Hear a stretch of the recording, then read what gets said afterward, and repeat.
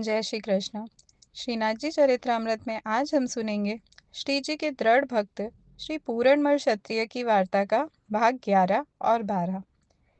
वायु क्यों पीछे रह जाता।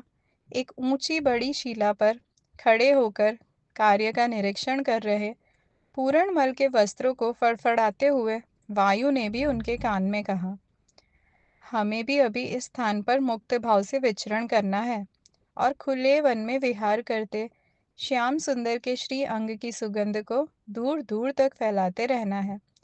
इसीलिए तुम हमारे नंद नंदन को इतनी शीघ्रता से देवालय की दीवारों के भीतर नहीं ले जा सकते। अब तक तुमने अपने पिता द्वारा अर्जित धन का व्यय किया है। पिता के जीवन के बाद जिस प्रकार पुत्र को उस संपत्ति पर अधिकार मिलता है, उसी प्रकार तुम्हारे अधिकार का वह धन श्रीनाथ जी ने स्वीकार तो किया, परंतु वह धन तुम्हारे पिता का कमाया हुआ था और वह भी लौकिक कामनाओं के लिए संचित किया गया था। इसीलिए देखना, कुछ ही दिनों में तुम यहाँ से लौटने के लिए विवश हो जाओगे। श्रीनाथ जी तो तुम्हारे द्वारा कमाए गए धन की वित्तजा सेवा स्वीकार करना चाहते हैं।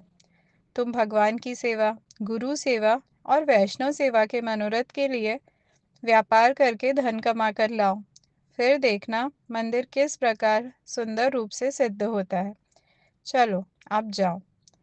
हमें अभी अनेक रहस्यों का अनुभव करना है, उन्हें जानना है।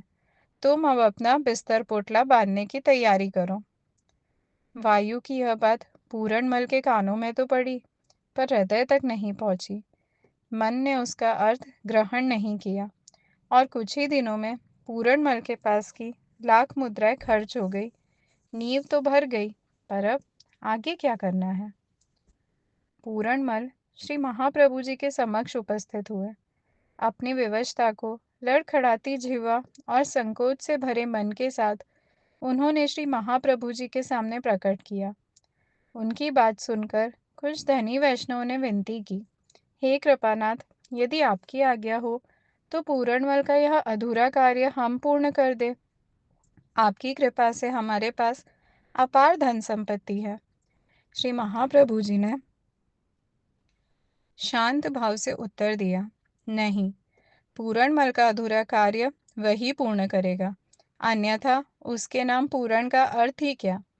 तुम्हारी भावना अत्यंत उत्तम है, परंतु श्रीनाथ जी की आज्ञा सर्वोपरि है। इस प्रकार श्री महाप्रभु जी ने उन धनवान वैष्णवों का प्रस्ताव विनम्रता से टाल दिया। पूरणमल ने श्री महाप्रभु जी को दंडवत प्रणाम किया, उनके चरणों का स्पर्श किया, माथे पर चरण रज धारण की और विदा ली। फिर वे चल पड़े अपने गांव, उस जवाहरात वाले सेठ के पास। जय श्री कृष्ण।